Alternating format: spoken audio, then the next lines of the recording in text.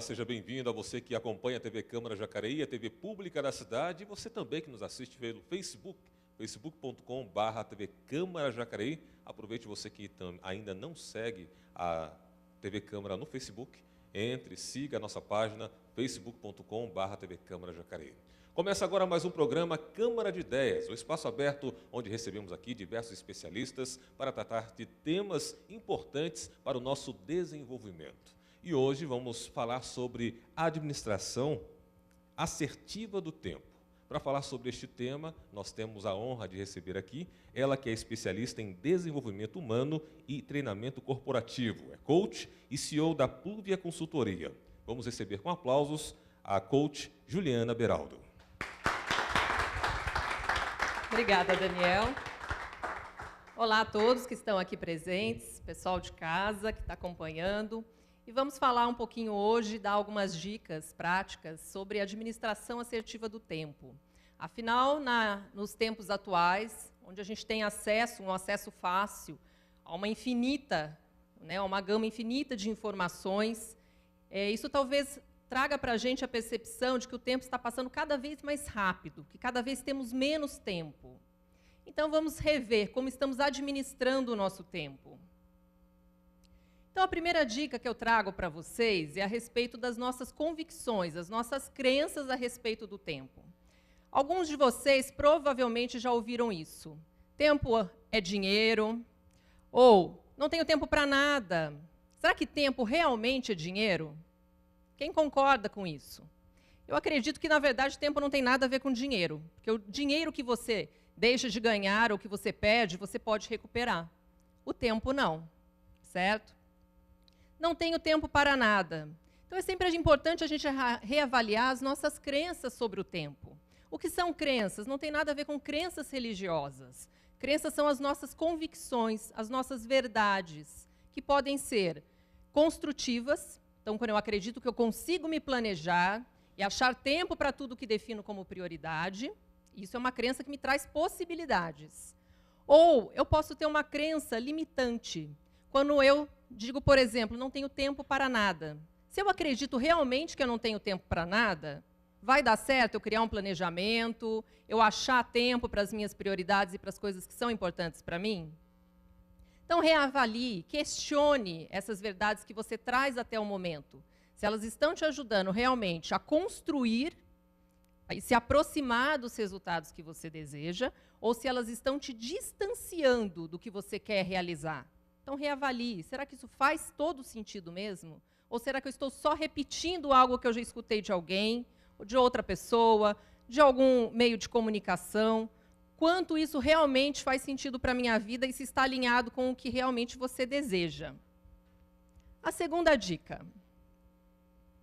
Vamos pensar. Por que será que tem algumas pessoas que conseguem administrar bem o tempo delas e achar tempo para tudo que elas desejam fazer e outras não? Qual a diferença entre as pessoas? Algo que elas têm em comum é algo óbvio. Todos nós temos o dia com 24 horas. Então, o que muda de uma pessoa para outra? A questão é, de todos os nossos resultados, inclusive quando falamos de gestão do tempo, se conseguimos fazer uma boa gestão ou não, isso quer dizer que 20% desse resultado diz respeito às nossas capacidades e habilidades. E os outros 80% estão relacionados às nossas atitudes. Ou seja, não basta eu saber o que eu tenho que fazer. Eu tenho que colocar isso em prática, transformar isso em ação. Portanto, eu sugiro a vocês que todas as dicas que vamos ver juntos hoje, que vocês coloquem isso como uma regra, anotem, tomem nota disso e coloquem isso em prática, porque isso é que vai fazer a diferença no seu resultado de administração de tempo. Não basta a gente saber o que tem que fazer, né? No mundo de hoje está cheio de gente com um monte de ideias e opiniões, mas poucas pessoas transformam isso em ação. Transformar conhecimento em ação é realmente a verdadeira sabedoria. Vamos lá, então. Número 2, defina suas metas. Como você começa o seu mês, a sua semana, o seu dia. Você sabe o que você deseja para aquela semana? Chega segunda-feira, Você coloca todos os seus objetivos? Detalha, defina, você tem clareza a respeito de quais são eles? Então, trace metas concretas e específicas. Tem gente que põe como meta, eu quero ganhar muito dinheiro. O que é muito para você? É R$100? É 1.000? É 100 mil? É relativo. Se você não traça metas específicas, não tem como você trabalhar em cima dessas metas, para viabilizar os recursos que você precisa para atingi-las. Então, começou a semana. O que você quer para aquela semana? Quais são os objetivos que você quer cumprir até o final dela? Coloque prazo para iniciar e completar a tarefa. Muitas vezes você coloca uma meta lá para a semana, mas não põe um prazo para aquilo. Aquilo é viável de ser completado ainda no final da semana. Você vai precisar de uma semana apenas, de um mês, de 15 dias. Enfim, estabeleça um prazo para conseguir se planejar. Mas tenha claro para onde você quer ir. Número 3. Opa. Vou voltar um pouquinho.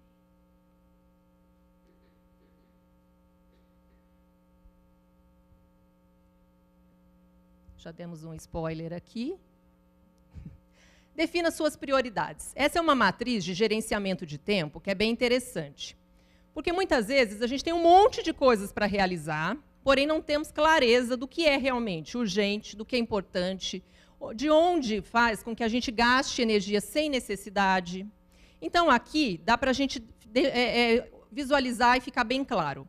O que é urgente? O que eu tenho urgente e que é importante? São aquelas tarefas que não podem esperar. São os incêndios que a gente tem que apagar, são projetos que estão com prazos apertados, crises, reuniões, tudo isso que você tem que gerenciar, que é realmente urgente e importante. Algumas tarefas que são urgentes, porém não importantes. Então pense, será que você também não está querendo deixar tudo ali no seu controle? Veja o que pode delegar, trace o seu plano de delegação. O que você pode delegar? Interrupções, criar, inclusive, uma estratégia para isso, né? Combine, de repente, ali dentro da sua casa, se é uma tarefa que você tem que realizar lá, ou no ambiente de trabalho. Olha, eu preciso de 30 minutos, eu preciso de 1 hora para realizar isso daqui. Então, só me interrompam se for realmente algo urgente. Telefonemas, algumas reuniões, tarefas importantes para outros. Então, isso daqui, eu sugiro que, para início, você escreva numa folha tudo o que você tem para realizar naquela semana. E aí você vai distribuindo aqui, porque você vai fazendo essa análise do que é urgente e importante, do que é urgente não importante, para começar. Aí depois nós vamos para as tarefas não urgentes e que são importantes. São as coisas que você consegue planejar com um prazo maior. Então, você vai decidir quando fazer. Prevenção, preparação, planejamento, estratégias, relacionamentos, treinamentos, são alguns exemplos. Aí você precisa adaptar isso à sua realidade. Isso daqui serve só para quem está inserido no ambiente de trabalho, no meio corporativo? Não. Né? Nós sabemos que donas de casa, por exemplo, também gerenciam uma empresa. E gerenciam um lar. Então, dentro de todas as tarefas que você tem para fazer, você pode usar uma matriz dessa para você conseguir organizar sua vida, seu trabalho. O que não é urgente e não importante? São, na verdade, as coisas que você não deve nem ter um planejamento, que você deve eliminar. São as fofocas, as conversas triviais, que muitas vezes não agregam nada, certo? Tarefas que muitas vezes são agradáveis, mas que não, de repente, não cabem ali naquele momento. E-mails, piadas, redes sociais, que são uma ótima forma de se comunicar, mas você tem que ter um bom controle disso, senão se tornam ladrões de tempo, que vamos falar logo mais.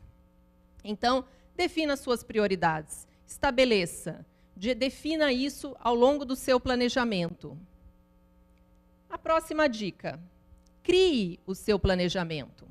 Como que você vai fazer isso? Veja o que funciona para você. Muitas vezes as pessoas chegam e falam, olha, é interessante você fazer agenda no celular. Não, faça no computador. Não, use agenda física. Não importa como você vai fazer.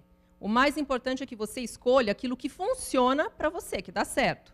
Que você se sente bem em usar a ferramenta, que te traz um resultado. E definir apenas uma. Então, tem gente que faz um planejamento no celular, outro no computador, outro na agenda física. Aí você não sabe, você fica perdido. Isso também não vai te ajudar. Então, é importante você concentrar isso num meio só. Então, defina qual vai ser o seu método. Defina qual será a sua estratégia de planejamento e organização. Então, você vai se organizar na segunda-feira, você vai, domingo à noite, sentar e já programar a sua agenda. Então, você vai sentar, definir o que você tem urgente, importante, o que cabe a você fazer, o que cabe aos outros e você pode delegar, e você vai distribuir, número 3, as tarefas, de acordo com essas importâncias e ao longo da semana. Muitas pessoas talvez estejam pensando, mas eu faço tudo isso e não dá certo. Cuidado, tem gente que faz isso, porém, acaba criando uma armadilha. A pessoa vai, abre a agenda, põe lá todas as tarefas na segunda-feira. Ao final do dia, qual a sensação que você tem? Frustração. Porque você não conseguiu cumprir grande parte delas. Então, a gente tem que planejar de acordo com o que é viável. Por isso, antes de mais nada, é importante definir o que é importante, o que é urgente e o que pode ser delegado. Certo? Então, definiu o seu meio, fez o seu planejamento, distribuiu ao longo da semana, de acordo com as prioridades. E aí, qual o próximo passo? Considere o tempo para a realização das tarefas. Algumas pessoas trabalham no escritório, outras fazem algumas atividades na rua, revezam. Como que você faz esse cálculo? Calcule o seu tempo de deslocamento. Se eu sei que eu tenho uma atividade para realizar na rua, uma atividade externa, calcule mais ou menos o tempo, um tempo viável para você se deslocar, de preferência um pouco a mais, porque a gente está sujeito a trânsito, a imprevistos, tempo de ida, de volta, até você chegar, se acomodar suas coisas, o tempo para você retomar o seu trabalho. Então, isso é importante considerar, porque isso, senão, isso pode ser uma ameaça para o seu planejamento. O 6º passo. Mantenha o foco e fique presente. Mas, afinal, como que eu mantenho o foco? O que é estar presente? Hoje, até no meio corporativo, tem se falado muito a respeito de mindfulness e outras ferramentas que trabalham o quê? O fato de eu estar presente. O que é estar presente? É estar onde eu estou, com todos os meus sentidos ligados, antenado ao que está acontecendo. Hoje, como a gente tem muita facilidade e tem aquele aparelhinho nas mãos o tempo todo que facilita a vida da gente, ao mesmo tempo pode gerar um problema. Tira a gente do estado de presença. Quem aqui já viu aquele amigo que você não, combina de sair, não via há muito tempo? Aí marca, senta todo mundo em um lugar para bater um papo, para conversar, comer alguma coisa, e a pessoa você está falando com ela está fazendo selfie, ou ela está conectada. Alguém já viveu isso? A gente vive isso o tempo todo. Então, as pessoas estão fisicamente presentes, mas a atenção dela não está direcionada para você, não está naquele momento. Quando você não está presente, você não tem foco. Você não consegue enxergar o que está acontecendo à sua volta. Que você não está conectado com aquele momento. Aí você perde oportunidades. Muitas vezes você tem alguém do seu lado que está precisando de uma atenção, de uma palavra, você nem percebe. Você não percebe os outros, você só sai atropelando as coisas.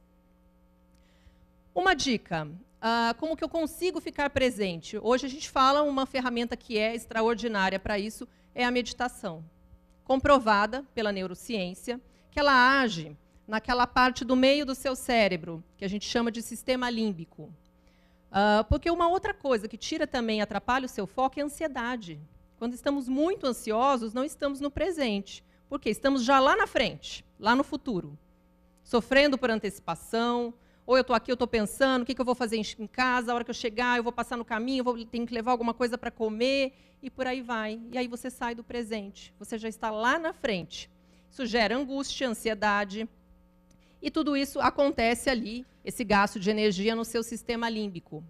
Então, quando eu faço a meditação, paro, faço um exercício de respirar, me conectar, me sentir ali onde eu estou, eu tiro a energia do sistema límbico e direciono para o neocórtex, que é a parte do cérebro responsável pelo raciocínio lógico.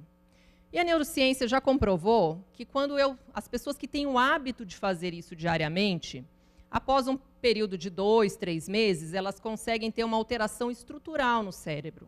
Elas conseguem se sentir muito mais focadas, controlar muito melhor o estado interno, a questão de não explodir, não reagir por impulso, certo? E controlando as emoções. e me ajuda a manter o foco. Porque o que acontece quando eu perco o foco, para depois eu retomar a atividade, é outro tempo que eu estou desperdiçando. A 7ª dica: programe suas pausas. Se você tem atividades longas para fazer, é importante muitas vezes você respirar. Você não vai ter o tempo, no ambiente corporativo, por exemplo, para sair, respirar, para meditar, mas, de repente, aquele tempo que você levanta, vai tomar uma água, um café, respira fundo, para voltar com muito mais atenção. A única coisa, o que pode ser uma ameaça nesse caso, essas pausas, elas não podem ser curtas demais. Por quê? Vamos fazer uma analogia com uma chaleira ao fogo. Você colocou a água ali para ferver, está ali, vai ferver a água, entrou ali em ponto que você desejava. Se você tirar a chaleira do forno, o que vai acontecer com a temperatura da água? Vai, obviamente, diminuir. Quando você voltar essa chaleira para o fogo, vai voltar na mesma temperatura? Não. A mesma coisa acontece com o nosso cérebro. Se eu estou focado em alguma coisa, eu paro, porque alguém me chamou, porque eu vou ver uma piada, eu vou ler uma mensagem no meu celular. A hora que eu retomar, a média, de acordo com as pesquisas, é que você gasta, em média, aí, 7 minutos para voltar com o mesmo grau, mesma qualidade de foco e de atenção para a sua atividade. Imagina se você tiver interrupções o tempo todo. Pensa, quanto tempo do seu dia você já desperdiçou? Em torno de 7 minutos para cada retorno, para cada interrupção, para você voltar e retomar a sua atenção.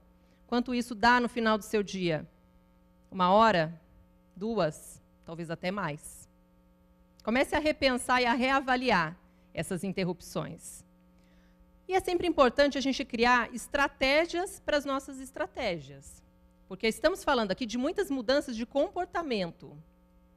Então, são coisas que a gente precisa introduzir, criar uma estratégia para que isso realmente se efetive e se torne um hábito. Então, sabemos que para toda mudança requer um tempo. E para que esse tempo, para ajudá-lo, o que nós podemos fazer?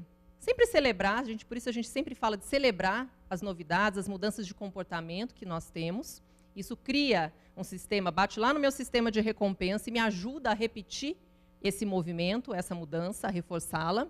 E um outro ponto é, além de celebrar essas conquistas, trabalhar também com alguma ferramenta. Então, como que eu vou lembrar de fazer essas pausas? Põe um bilhetinho? Põe o celular para despertar? Não sei, mas tem a sua estratégia. Tem a estratégia que funciona para você. Certo? Aí sim as pausas serão produtivas, porque serão pausas programadas. 8ª dica.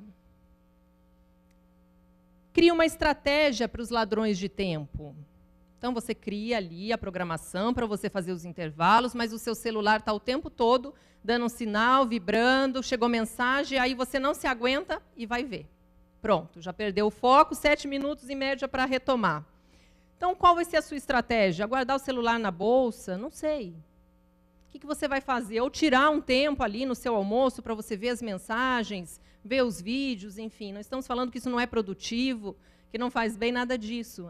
Apenas que a gente precisa ter um planejamento para que isso não tome tempo demais, para que você não chegue depois ao final do dia com a sensação de que você não fez nada. Né? O que você fez durante o dia? Muitas vezes a pessoa fala, não sei para onde foi meu tempo, não sei para onde foi minha energia. E a sensação realmente não é de bem-estar, é de frustração, porque você não sabe onde você empregou o seu tempo. Então, crie a sua estratégia, você precisa achar o que funciona. Talvez você não encontre de primeira, tenta uma segunda. O importante é pensar fora da caixa e entender o que funciona ali para a sua rotina. A 9ª dica. Ao final do dia, reorganize a sua agenda. Ótimo. Então, você fez o planejamento, estipulou as atividades do dia de acordo com a importância, planejou as pausas, os intervalos, deu conta dos ladrões de tempo. Você vai lá e vai colocar um ok, riscar, do jeito que você quiser. Eu tenho alguns clientes que sempre falam, é uma coisa simples, mas quando começam a introduzir essa prática na rotina, sempre falam, nossa, minha sensação é de alívio. E de ter produzido, porque eu fazia, mas parecia que eu não colocava no papel, então ficavam todas aquelas coisas que eu tinha que fazer na minha mente, aquilo me gerava ansiedade, então mexia com o meu estado interno. tirava meu foco, minha atenção, claro, e ao final do dia eu não sabia onde eu tinha empregado mais energia, o que eu tinha feito, o que eu tinha produzido. Então a sensação é de alívio. Primeiro que está tudo ali no papel. E se surgir algo ao longo do dia, você já vai lá e insere. Se possível no dia, se possível no outro dia da semana, aí de acordo com a questão da urgência. Mas você vai lá e vai colocar um ok. Aí você vê, revê. Nossa, olha quanta coisa eu fiz. A sensação é ótima, é de sucesso, de ter conseguido produzir. Poxa, valeu a pena o meu dia. E reprograma aquilo que não foi possível trabalhar naquele dia, certo? 10ª, dedique tempo para cuidar da sua saúde física e mental. Muitas vezes a gente quer gastar toda a nossa energia, todo o nosso tempo em um pilar só da nossa vida. Mas nós temos os relacionamentos, as amizades, a família, a nossa saúde física e mental, a carreira. Empregar tempo em uma só dessas áreas acaba gerando um estresse e um desgaste, além de não trazer equilíbrio. E sempre que a gente fala em administrar tempo, é porque a gente quer o quê?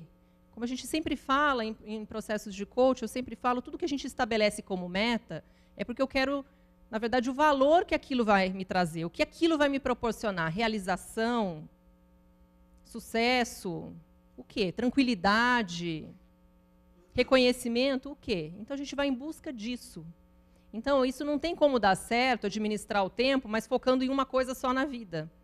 Até porque se eu não tenho saúde física e mental, eu não consigo administrar o meu tempo com qualidade, eu não consigo fazer um bom planejamento, eu não consigo estar no presente, estar ali, percebendo tudo que está acontecendo, porque tem um turbilhão de coisas se passando na minha mente. Meu estado interno não está adequado para um bom planejamento. Então, essa é a 10ª dica. Então, recapitulando, então a gente precisa realmente reavaliar as prioridades, manter o foco, se possível, fazer alguns exercícios para respirar, que isso impacta ao longo do dia, na qualidade das nossas emoções, do nosso foco, na nossa atenção. Não é uma coisa que você faz e o bem-estar é só momentâneo, aquilo permanece ao longo do dia com você. Preciso definir as prioridades, definir uma estratégia para criar o meu planejamento, a ferramenta que eu vou utilizar, que faz mais sentido para mim, distribuir as atividades. No final do dia, ticar, colocar um ok, riscar do jeito que você quiser. Achar um tempo para fazer minhas pausas, respirar e também dar conta dos ladrões de tempo. Então, são informações, todos nós já sabemos o que temos que fazer. Né? Acredito que muitas dessas informações não são novidades para vocês, mas aquilo que eu falei no início, o que faz diferença, o que nos torna sábios é a forma como empregamos o conhecimento. Então, não adianta a gente ter um monte de ferramentas se a gente não faz nada com elas. É a mesma coisa se não tivéssemos. Certo? Então, aqui algumas dicas para vocês. Tem aqui o meu contato, minha página no Facebook. Quem quiser receber mais dicas a respeito desse assunto ou de outros relacionados a desenvolvimento de pessoas e tudo mais, só me mandar uma mensagem que eu insiro vocês na lista de WhatsApp, passam a receber por e-mail, como desejarem.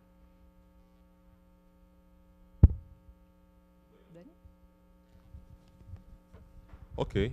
Uma salva de palmas aqui para a nossa palestrante, Juliana Obrigada. Geraldo. Muito obrigado.